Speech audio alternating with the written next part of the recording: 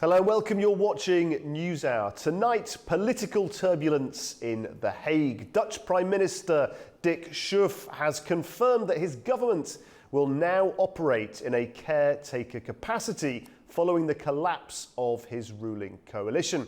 Well, the decision came after far-right leader Geert Wilders withdrew his Party for Freedom ministers from the government, citing frustration over the coalition's failure to implement his proposed crackdown on migration. Wilders had insisted on a 10-point immigration plan, but his departure has instead left the Netherlands rudderless ahead of a key NATO summit. Well, Mr. Schoof called the move irresponsible and unnecessary, while opposition figures, including former EU Commissioner Frans Timmermans, have welcomed the collapse as a chance to steer Dutch politics away from extremes. Let's first take a look at what Geert Wilders had to say and some of the comments from the Dutch public. Dutch far-right leader Geert Wilders' PVV party left the governing coalition on Tuesday. The decision is set to topple the right-wing government and will likely lead to new elections in the Netherlands. I also just informed the Prime Minister that I will withdraw the PVV ministers from the cabinet and that we can no longer bear responsibility for this. I signed for the strictest asylum policy, not for the downfall of the Netherlands. And our responsibility for this cabinet therefore ends at this moment. Wilders said his coalition partners were not willing to support his ideas on halting asylum migration. Prime Minister Dick Schoof has not yet reacted to the resignation. The surprising move ends a fragile coalition that has struggled to reach consensus since its installation last July. The prospect of a new election adds to political uncertainty in the Eurozone's fifth largest economy. Local residents hoped fresh elections could bring stability to the country. I hope that with the new elections we will choose or that it will lead to a government that's more moderate and that has more eye for reality and for inclusivity of all people and all animals. Others were more sceptical. I think there will be a new election and Wilders will be the biggest party, so he can control it.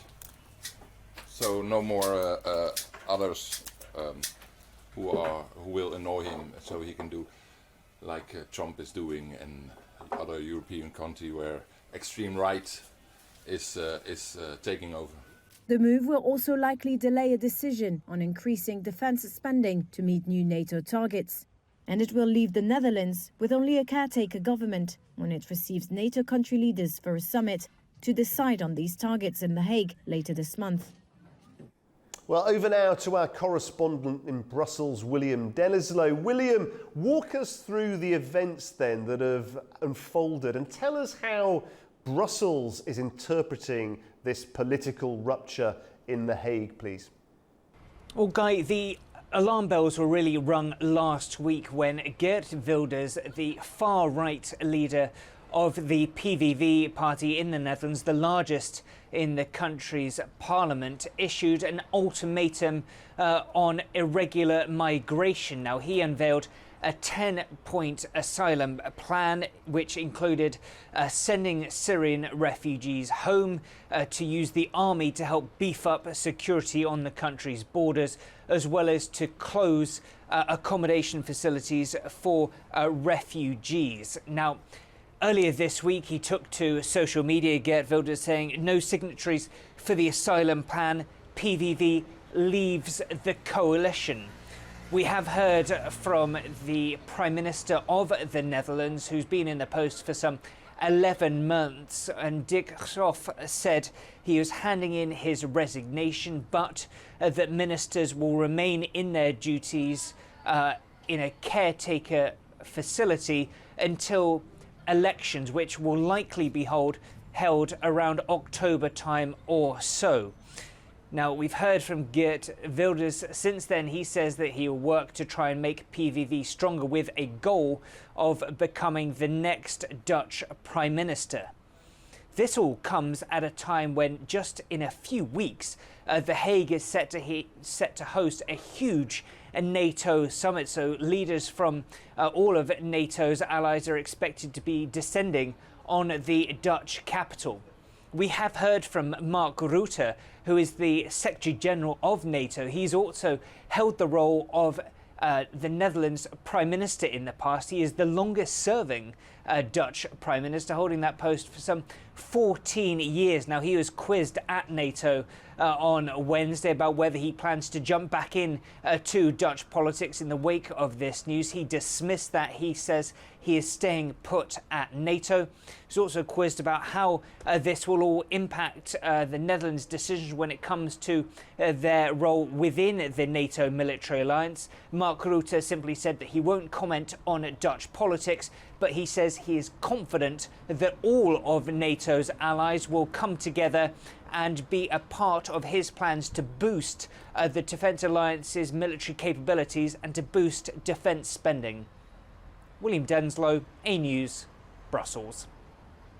Very much. Joining me now to discuss this further and in more detail is Mr. Antonio Buscardini, CEO of Buscardini Communications, also in Brussels, Belgium. Antonio, thank you very much for joining us on Newshour. Let's look at Geert Wilders then. His withdrawal, was this a strategic blunder or a deliberate political provocation? Thank you very much for the invitation. Well, let's go back in time a little bit. It's important perhaps to underline to the viewers as well that Mother Netherlands always had coalitions. This is the way the Netherlands operate. There is always 3 to 4 parties. There is always negotiations, but this was indeed very atypical elections. The past year with Wilders leading after 14 years of Mark Rutte government, it was indeed very complicated in those 7 months to reach an agreement, but all this was predictable. It was indeed predictable that at some point Wilders would provoke a crisis. This asylum plan is indeed a provocation in order to clarify with the Dutch public how the Netherlands should be ruled.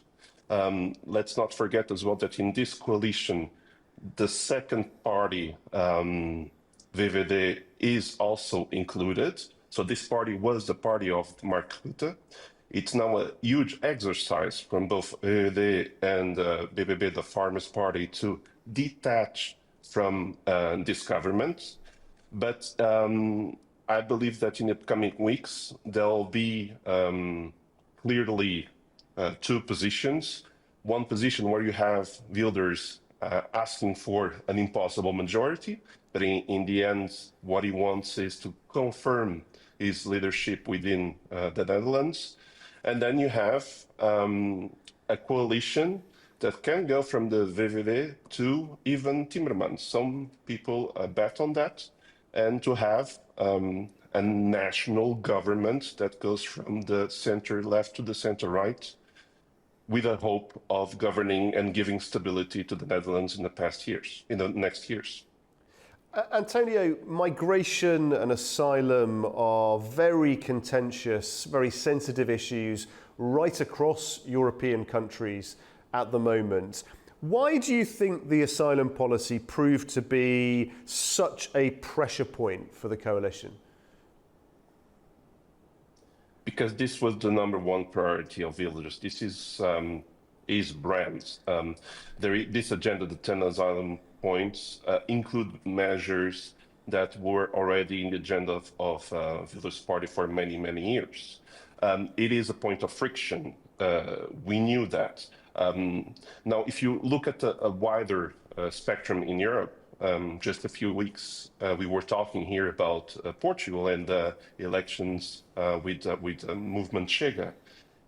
And the same thing is happening here. So you have those parties that are growing, that have more MPs. In the Netherlands, in order to have a majority, you need 76 MPs. And clearly, those parties can't have a majority alone. Now, they are trying to seek the confirmation of the public, the confirmation of the citizens with elections in a row. It will be very interesting to see if this party will grow or not. A lot of people in Brussels are saying that most probably Wilders will win again and will have a more comfortable majority. And one of the things you rightly talked about, Hague, and I remember your analysis on this programme, very interesting, with other far-right parties right across Europe. All of them seem to be making very significant political capital out of migration problems. Do you think it's hard for the moderate parties on this particular issue to really explain to the public what their position is? Very often, I think the public get presented with very specific numbers and concrete ideas from the far right. There's too much, we need to bring immigration down. And then the moderate parties at times perhaps get left with just vague statements about tolerance and how immigration makes us all better. Is it hard for moderate parties to really get cut through on an issue that's so emotive? It is, obviously. I would point out perhaps the EPP as an example. So the EPP is the biggest family at European Parliament. It represents the center-right movement. And it's true that it has incorporated most of the center-left policies regarding migration. Now, the speech is slightly changing in order to adjust to the times we are living, in order also to try to reply to the growth of the extreme right in Europe. But it's always a very complicated dialogue. Where is the border? Where do you become racist, basically, in other words? So I don't see short-term a general change of speech within the EPP group. Now, what we are seeing, in fact, is in some member states, there is the need. The center-right parties are obliged to adjust their tone, to get closer to positions from the far right without going that far, that explicit. And here is the dance between the two movements, and some would argue that the decision in the next elections are precisely here. Yeah, it's very interesting. The same issue happening in the UK at the moment, the centre-right party, traditional party, being, in a sense, outflanked by the far-right parties. Very, very interesting indeed. Talking about being British, you might, I might be the least able to understand this, but give me a sense of four parties in government and tell me about how that can ever really work as a cohesive entity. Well, if you compare with what the Netherlands had the last year, it's not a good example, but some are saying, for instance, that we could have a coalition with the party of Timmermans. So let's not forget that Mr. Timmermans is the leader of the opposition in the Netherlands, has a respectable name both in the Netherlands and within the EU, and will clearly be the person that will try to lead in this campaign. Now, what remains from the party of Mark Rutte, just a parenthesis, it is indeed emblematic that in a few weeks' time we will have this meeting in the Netherlands with Mark Rutte going back to his country, and the Netherlands being in this situation. Now, going back to the coalition, perhaps the second Liberal Party, D66, will grow again.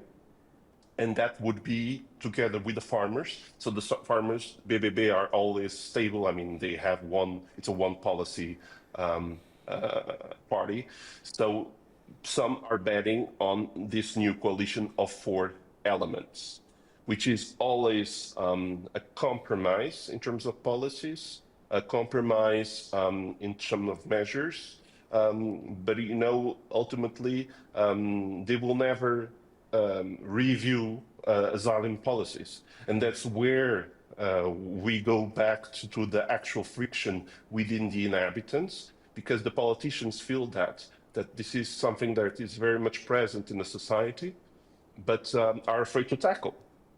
And here, Wilders was just coherent with what he was defending in the past years, and he proposed this plan, which is a bomb in the system and a bomb within the coalition. Are you talking about that coherence? Are you hopeful, Antonio, that moderate parties, centrist parties, politicians and parties that are in favour of multilateralism, the rule of international law, that they will again find a new coherence to engage with the public? I'm hopeful. Now, I believe as well that the EU must be coherent with its founding principles, but indeed adjusts to the reality of 2025. And we can't deny there is a far-right movement. The question here is how far you can go and accept some measures, some principles from that movement, and without becoming that movement.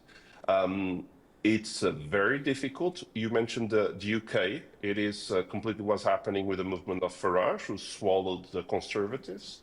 And now there is an attempt from the Conservative Party to incorporate or to give voice to some of the measures that Farage has been defending in the European Parliament, namely for years.